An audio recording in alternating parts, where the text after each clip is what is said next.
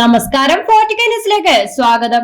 ഇന്ത്യയിൽ മുസ്ലിങ്ങൾക്കെതിരെയുള്ള ആക്രമണങ്ങൾ വർദ്ധിച്ചു വരികയാണ്. ഇന്ത്യയിലെ മുസ്ലിങ്ങൾക്കെതിരെ ആക്രമണങ്ങൾ അഴിച്ചുവിടുകയാണ് യഥാർത്ഥത്തിൽ BJP സർക്കാർ. മുസ്ലിങ്ങളെ മാത്രം തിരഞ്ഞുപിടിച്ചു ഓരോ കാരണങ്ങൾ പറഞ്ഞുകൊണ്ട് ആക്രമിക്കുകയാണ് അവരുടെ പതിവ് രീതി. അത്തരത്തിൽ അനേകം മുസ്ലിം ജീവനുകളാണ് ഇത്തരം ആക്രമണങ്ങളിൽ ബലിയാടായിട്ടുള്ളത്. എന്നാൽ അതുകൊണ്ടൊന്നും BJPക്ക് മതിയായില്ല. അതായത് ഉത്തരാഖണ്ഡിൽ മദ്രസകൾ അടച്ചുപൂട്ടിയിരിക്കുകയാണ് BJP സർക്കാർ. ഉത്തരാഖണ്ഡിൽ 84 മദ്രസകൾ അടച്ചുപൂട്ടിയ സർക്കാർ നടപടിക്കെതിരെ വൻ പ്രതിഷേധമാണിപ്പോൾ ഉയർന്നിരിക്കുന്നത്. മുഖ്യമന്ത്രി പുഷ്കർ സിംഗ് ധാമിയുടെ നേതൃത്വത്തിലുള്ള BJP സർക്കാരാണ് ഇത്തരമൊരു നടപടിയെടുത്തത്. നിയമവിരുദ്ധമായി പ്രവർത്തിക്കുകയാണെന്ന് ആരോപിച്ചാണ് മദ്രസകൾ അടച്ചുപൂട്ടിയത്. മുസ്ലിം ഭൂരിപക്ഷ മേഖലയിലെ മദ്രസകൾക്കെതിരെയാണ് സർക്കാരിന്റെ ഈ നടപടി.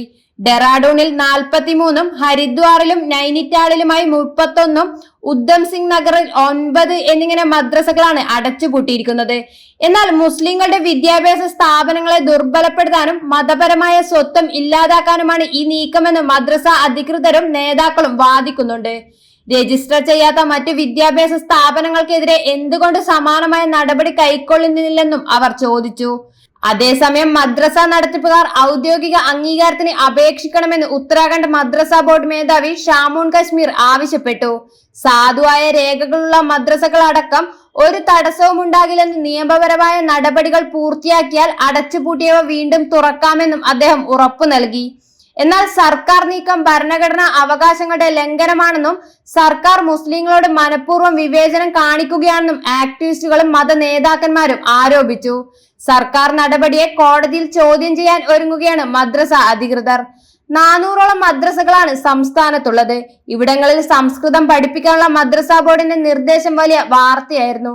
അതേസമയം ഇന്ത്യൻ ഭരണഘടനയുടെ ആമുഖത്തിൽ തന്നെ പറയുന്നുണ്ട് ഇന്ത്യ ഒരു മതേതര രാജ്യമാണെന്ന്. അത്തരമൊരു രാജ്യത്താണ് മതത്തിന്റെ പേരിൽ മുസ്ലിങ്ങളെ മാത്രം നോട്ടമിട്ട് അവർക്കെതിരെ നടപടികൾ എടുക്കുന്നത്. മാത്രമല്ല ഇന്ത്യൻ ഭരണഘടനയുടെ 25 മുതൽ 28 വരെയുള്ള ആർട്ടിക്കിളുകൾ പ്രകാരം എല്ലാ ഇന്ത്യക്കാർക്കും മതസ്വാതന്ത്ര്യത്തിനുള്ള അവകാശം ഉറപ്പു നൽകുന്നുണ്ട്. അതുകൊണ്ട് തന്നെ ഇന്ത്യയിലെ ഓരോ പൗരന്റെയും മൗലിക അവകാശങ്ങളിലേക്കാണ് BJP സർക്കാർ ഇപ്പോൾ കടന്നു കയറുന്നത്. എന്തായാലും ഇന്ത്യ ഒരു ഹിന്ദു രാഷ്ട്രമാക്കി മാറ്റാനാണ് BJP സർക്കാർ ശ്രമിക്കുന്നത്. അതിന്റെ ഭാഗമായുള്ള ആസൂത്രിത പദ്ധതിയാണ് ഇത്തരത്തിൽ മുസ്ലിങ്ങൾക്കെതിരെയുള്ള നടപടികൾ എന്ന കാര്യത്തിൽ സംശയമൊന്നുമില്ല.